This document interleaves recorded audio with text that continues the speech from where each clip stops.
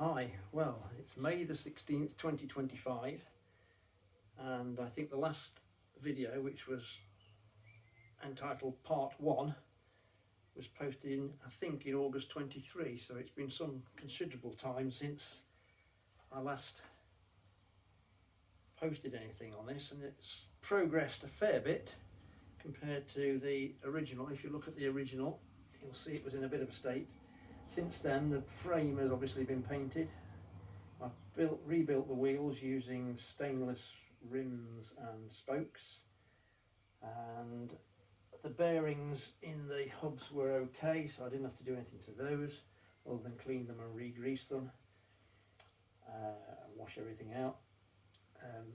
The forks have been rebuilt with new stanchions and seals, bushes, etc. So that should be okay. The fork clamp nuts have been made. I've made those myself. I've made a lot of much of the stainless as I can. I try to make myself because I'm using as much stainless as I possibly can on the basis that it's going to be ridden, and so things like this is stainless. This I've made in stainless. The wheel spindle I've left as a normal wheel spindle, but I've made a cap nut so that you can't see the end, which is going to obviously corrode. The spacers are stainless. Ditto here. These are temporarily fixed on here to centralise the wheel in the absence of the speedo drive, etc. So there's a bit of work to do there yet. The rear shock absorbers have been stripped down, and the intention was to replace them, but when I stripped them down, the actual functionality was absolutely fine, so I've left those as is and just painted the springs, and we'll see how it goes, rather than just buying some aftermarket ones. So we'll see how, on the basis that in 1957, whether they've ever been replaced I don't know, but the seals are fine, and the damping action seemed to be okay, so it will remain to be seen when it's ridden. Stand has all been rebushed, and new spring, stainless spacers, a new retention spring here made. What else? Cleaned up, polished all these things, replaced these with stainless. The old ones were pretty shot it. I don't know what had been done with that, but it was non-standard anyway, and it pretty grotty. New crown nuts, replacement damper. So it's progressing pretty reasonably. What else? Oh, footrests. I've left the footrest standard. Various people have in the past, I see, have taken them off, remounted them from on the underside and made them folding so they can be used in competition, which I considered doing, but after feedback from a few people, a lot of people said just leave them alone. If you're not going to ride it in competition, leave them as standard, because apparently these are difficult to get hold of. So mudguards are here, not yet fitted, got to be riveted to the mudguard stays. I think I've made a drop off here in that central thing here I think has been cut off, which is a bit unfortunate because I've had it painted. It's here, look. So I may have to put that back on and have it redone paint wise.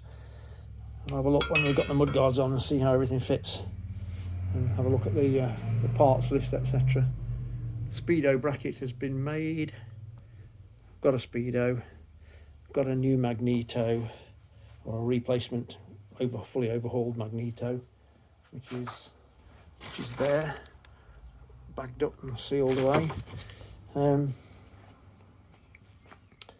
Obviously new tyres. Oh, this has been completely refabricated because that had all been cut off. You might remember from you'll see from the original video, this was completely gone.